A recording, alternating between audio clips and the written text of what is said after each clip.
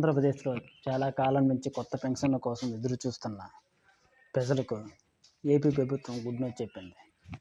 దీని గురించి తెలుసుకునే ముందు మీకు మా ఛానల్ నచ్చితే లైక్ చేయండి, మరిన్ని అప్డేట్స్ కోసం సబ్స్క్రైబ్ చేయండి. కొద్ది నెలలుగా కొత్త పెన్షన్ల కోసం ఎదురు చూస్తున్న వారికి ఈ వచ్చే నెల అక్టోబర్ తేదీ నుంచి కొత్త పెన్షన్ల మంజూరుకి దరఖాస్తులు స్వీకరించాలని ప్రభుత్వం నుంచి సమాచారం వచ్చింది. పెన్షన్ల మంజూరు కోసం ఈ వచ్చే నెల అక్టోబర్ నుంచి కొత్త పెన్షన్ల యొక్క దరఖాస్తులు స్వీకరించాలని ప్రభుత్వం నుంచి సమాచారం వచ్చింది.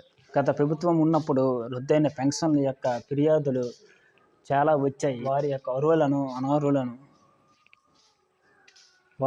అర్హులు అవుతారో వాళ్ళ గురించి కూడా తెలుసుకొని, గత ప్రభుత్వం వైసీపీ ప్రభుత్వం ఉన్నప్పుడు చాలామందికి పెన్షన్లను రద్దు చేసింది. వారి యొక్క ఫిర్యాదులు చాలా ఎక్కువగా వచ్చాయి.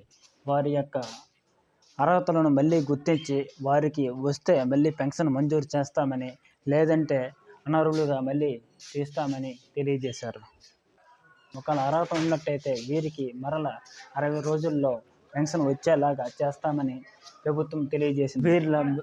వీరిలో కొంతమందికి మళ్ళీ వైకల్య నిర్ధారణ పరీక్షలు చేస్తామని, అర్హులైన వారికి మళ్ళీ పెన్షన్ పొందేలా చేస్తామని తెలియజేశారు. 8 లక్షల మంది ఉన్నారు.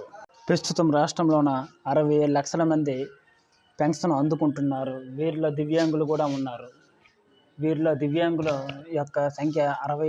ఈ పెన్షన్ యొక్క దరఖాస్తులు ఈ వారం రోజుల్లో సచివాలయంలో ప్రారంభం కానున్నాయి. మీకు ఇటువంటి అప్డేట్స్ ముందుగా మీకు తెలియాలంటే నా ఛానల్కి లైక్ చేసి సబ్స్క్రైబ్ చేయండి.